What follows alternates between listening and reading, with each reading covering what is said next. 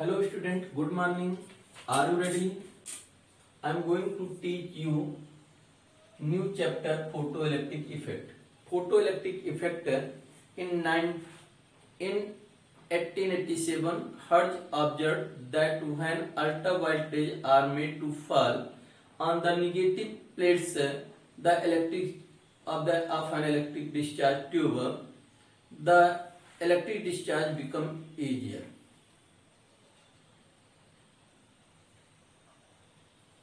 Helmholtz observed that the two plates connected to the wire through the galvanometer, and when ultraviolet rays made to fall on the negative plate, immediately a current flows in the circuit. As soon as the ultraviolet rays are stopped, the current also stops.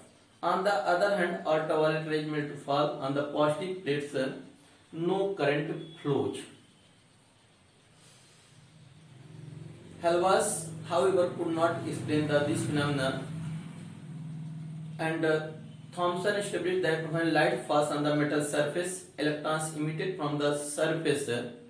Leonard told that when ultraviolet rays falls on the negative plate, the electrons emitted from the plate attracted by the positive plate, and so the circuit completed and current flows.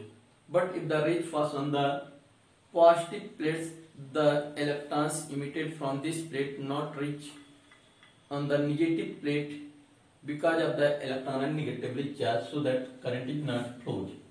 After this definition comes on photoelectric effect. The phenomena of emission of photoelectrons from the metal surface under the effect of light, means of suitable frequency of light, is called the photoelectric effect. The electrons emitted by the photoelectric effect are called photoelectrons, and the current produced is called photoelectric current. Important note, keep in mind, there requires a suitable frequency of light. If a frequency of light is less than a particular value, then it will not eject any electron from the metal surface. So that high frequency light is useful for the ejection of electron from the metal surface. Now come on Hertz and Leonard observations. Hertz and Leonard observation. Hertz and Leonard performed many experiments on photoelectric effect. They obtained many results related to the photoelectric effect on the basis of these experiments. This is the diagram of the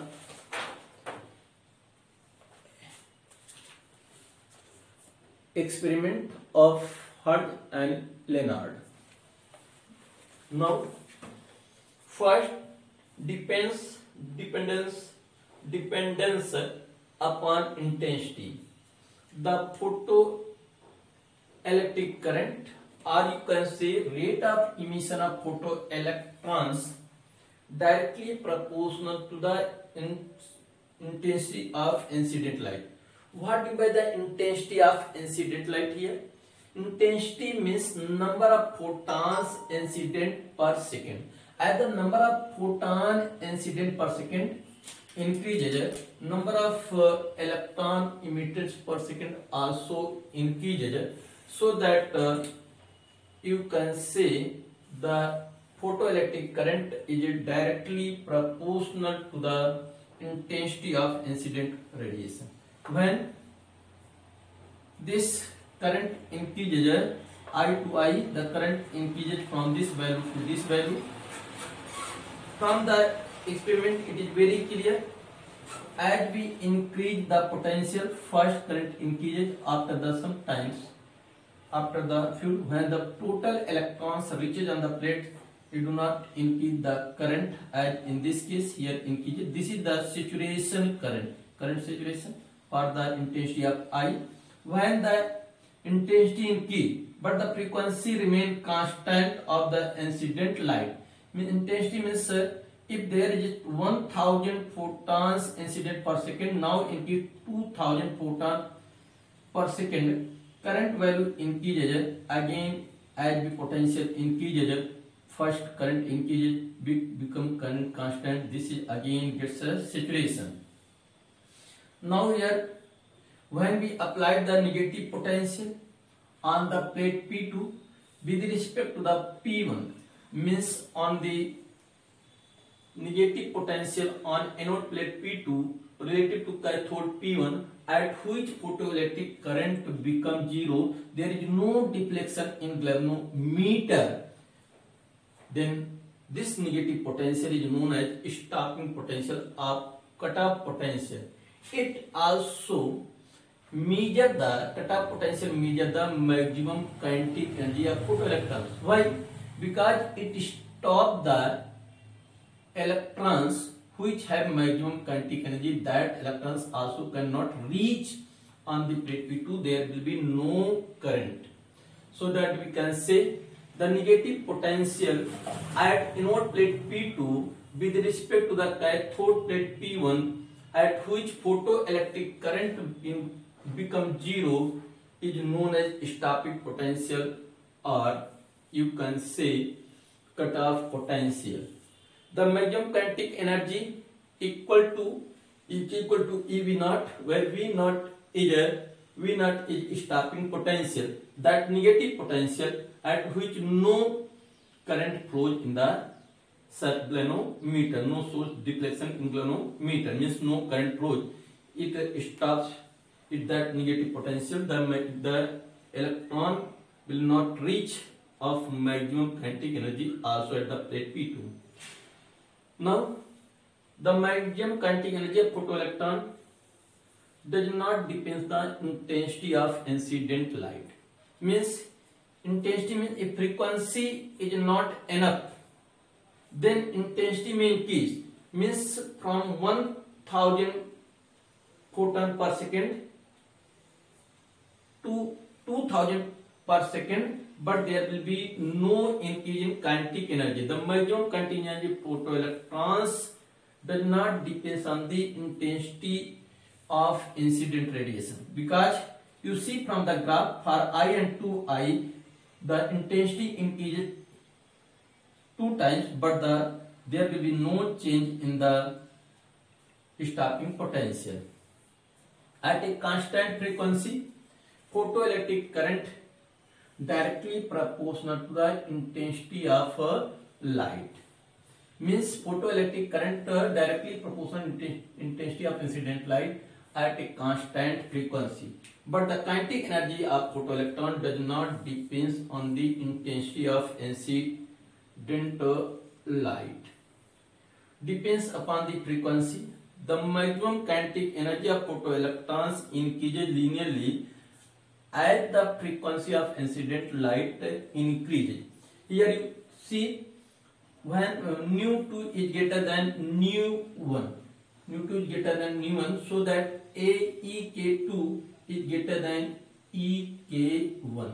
Kinetic energy, as the frequency increases, kinetic energy also increases.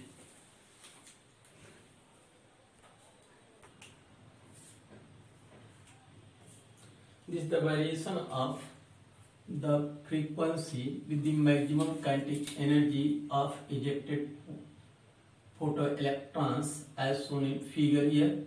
X. From the figure it is very clear. At nu equal to nu naught, means that is nu is frequency here, nu naught, that kinetic energy become zero. Means at below of this frequency, their kinetic energy become negative. So that we can say that if the frequency is lower than the nu naught, no photoelectrons will be emitted, whatever be the intensity of the radiation or intensity of or the duration of light. Means कितनी भी देर तक के लिए light क्यों ना incident हो, कोई भी उसकी इंटेंसिटी हो, but if the frequency of that light is lower than the nu naught, means that lowest frequency nu naught, then there will be no ejection of electron from the metal surface. It is very clear here. This lowest frequency of light which can emit the photoelectron from the metal surface is called the threshold frequency. Means the lowest frequency of light, you can also say the lowest frequency of light above which the incident light can eject the photoelectrons from the metal surface, known as a threshold frequency. It is denoted by nu naught here. From the graph, this is the straight line graph between the kinetic energy and frequency, and kinetic energy on y axis and frequency on x axis. Ek equal to a nu minus b, where a is a slope of this straight line, universal constant which is equal to the Planck constant h. Later in this chapter I will discuss that constant value h, Planck constant, that is universal constant, and while the b depends on the nature of material, so that we can say threshold frequency as well as the b both depends on the material. Its value will be different for different material, while the slope a remain constant, that is universal constant. When nu equal to nu naught, then Ek become 0. At this means maximum kinetic energy of ejected photoelectrons become 0. Then V equal to a nu naught. B represent the minimum energy of incident photons required for emission of photoelectrons from the metal surface. The minimum energy of incident photoelectrons which is the minimum energy of incident photons required for the emission of photoelectrons from the metal surface is known as work function of the material. It depends on the nature of material. Work function is different for different materials. It is generally measured in electron volt. Work function may be written B can replace by W equal to h nu naught, and A is universal constant, that is known as Planck constant. It depends on the nature of the material, measured generally electron volt. Now come on the laws of photoelectric emission, laws of photoelectric emission or laws of photoelectric effect. Leonard and Milcon gave the following laws on the basis of experiment on photoelectric effect. I consolidate that observation given by the Hertz and Leonard.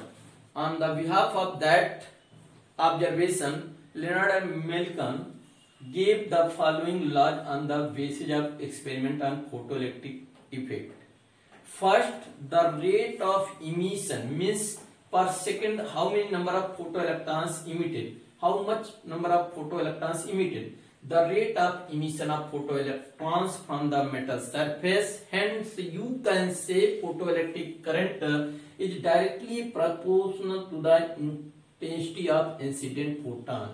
Again listen carefully, intensity means number of photons incident on metal of a certain frequency which can eject the electron. So that first law, the rate of emission of photoelectrons, hence photoelectric current from the metal surface directly proportional to the intensity of incident photons. Second, maximum kinetic energy of photoelectrons independent on the intensity of incident light, or you can say maximum kinetic energy of photoelectrons do not depend on the intensity of incident light or the time of duration. The maximum kinetic energy of photoelectron EK increases linearly with the increase in frequency of incident light as shown in your graph. This maximum kinetic energy of photoelectrons EK linearly increases with the increase in frequency of incidental light. If the frequency of incident light is below a certain lowest value of frequency, that is, you can say threshold frequency, no electrons emitted from the metal surface. This lowest frequency is different for different metals. And last, fifth law, as soon as the light incident on the metal surface the photoelectrons emitted instantly, means there is no time lags between the incidental light and emission of photoelectron. These 5 laws given by the Millikan and Leonard. You can say Leonard and Millikan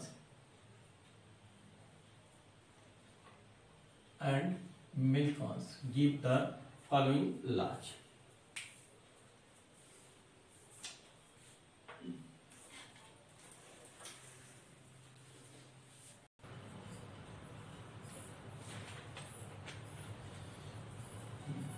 Planck photon hypothesis. What do you mean by the Planck photon hypothesis? In 1900, Planck put forward a revolutionary idea that the emission of radiation is not a continuous. According to Planck's idea, the emission of radiation is not a continuous, but it takes place in form of small packets of energy,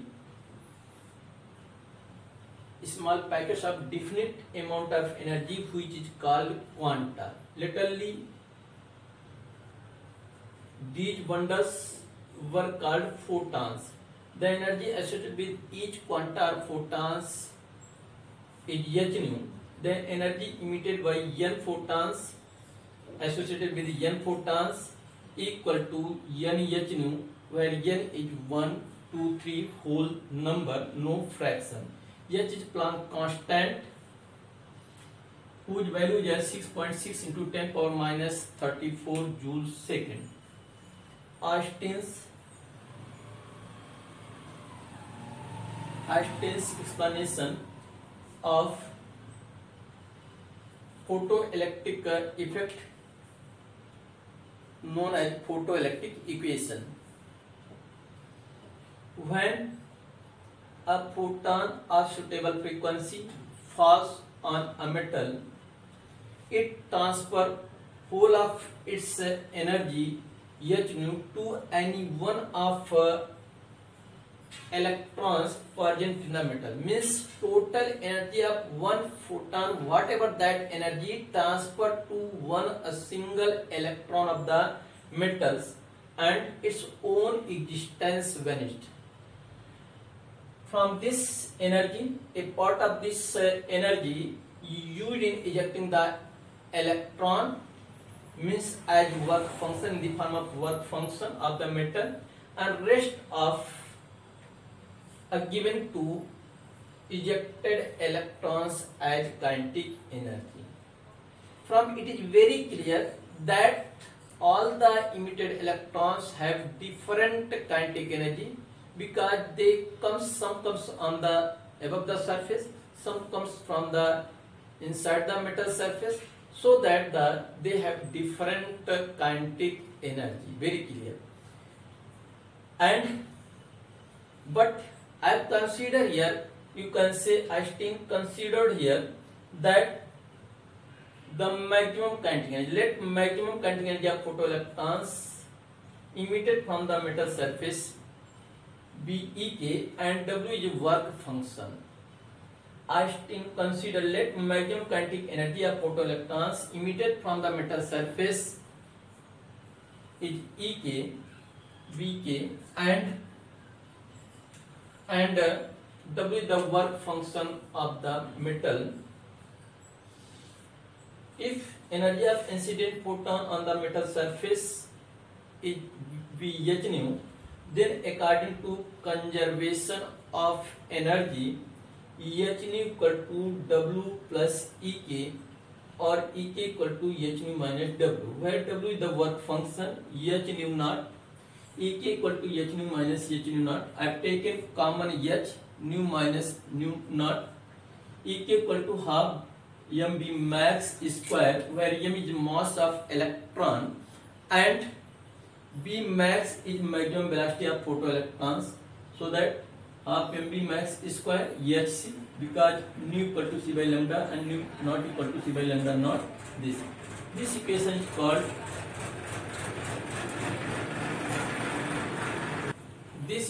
called Einstein's photoelectric equation.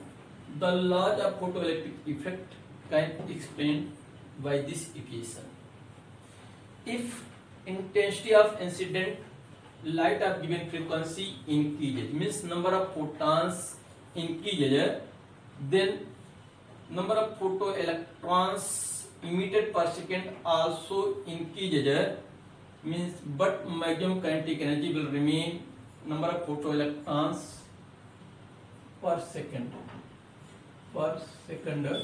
also increases, but maximum kinetic energy Ek will remain same. Thus, laws first and second of photoelectric effect are explained. And next, the maximum kinetic energy Ek of photoelectrons increases as linearly as the frequency of incident photon increases.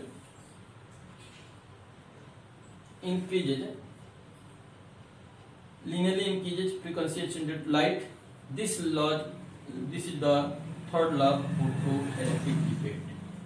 If nu is less than nu naught, then kinetic energy must be negative, could be negative, which is impossible. We all know that kinetic energy never negative, but here if we take that nu is less than nu naught, we get the kinetic energy will negative, which is impossible. If frequency of incident light lowest than threshold frequency nu naught, photoelectrons cannot be emitted whatever the frequency of light. This is a fourth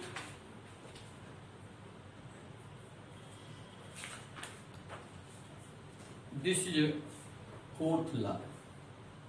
This is law.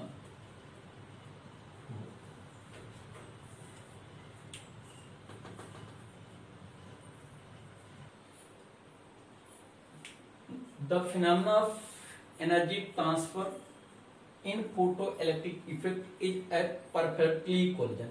Means it gives the total of its energy any one of the electron. By taking this energy, electron just leave the metal surface if the frequency is suitable. Photons means you can say as a perfectly elastic collision between photon and electron. He thus explained that instantaneous nature of photoelectric. This is the law of, because here at just it leave the surface eject from the surface.